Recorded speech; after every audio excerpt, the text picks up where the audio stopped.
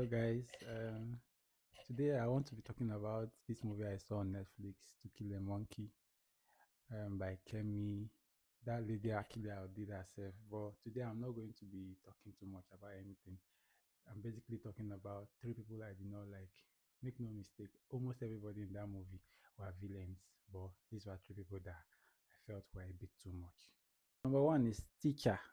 Like I couldn't understand his tears when his granddaughter was killed. When just few weeks earlier he had ordered someone else's daughter to be put in a freezer, of which she would have died if they hadn't seen her.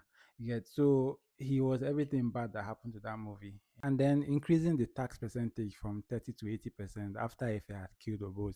Like, was that necessary? Do you just have to be very bad to prove your point? I love the way they ended that movie with him hanging off the house.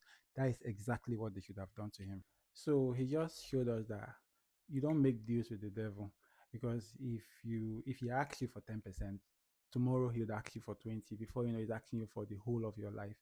Yeah. So fight the devil head on. That's what teacher taught us. Two, this one will be very controversial, but no sir, it's my second person. Like, everything that encapsulated her was when she turned her back and said, told them Efe, I loved you better when we were poor. Like, that's the biggest lie or fallacy that I've ever seen in a movie before. Okay, if you were that concerned about how things were before, what were you looking for in the offshore accounts after you had signed the divorce papers? You'd have just gone that way. So she's everything bad you'd want in somebody who is always sticking around when things are good, knowing that those things have effects or repercussions. But the moment the first sign of trouble comes, they're on your back. They're acting as if they never knew all along. And then you're left for dead, alone, and they have everything. My third person might not be a popular choice, but it's Evie, Efe's daughter. I understand that she had to go through a very rough childhood, moving from abusive uncle to abusive uncle.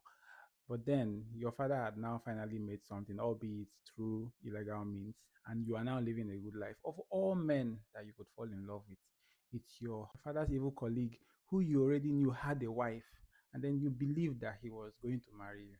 And then to cut everything, like to put the icing on the cake for how nasty or silly you were, you now stood in the court of law to talk against your dad, doing what every man would do if they found out that a colleague was abusing their daughter. Like, I couldn't think of anybody as foolish as Evie in that movie, despite her very, very bad start.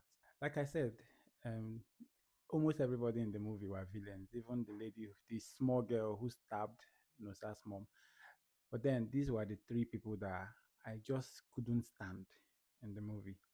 Yeah. So if you have anything, or you feel that I'm controversial, or you think that I said nonsense, please fire me in the comment section. But if you think I did well, comment me. That's how I'm supposed to roll.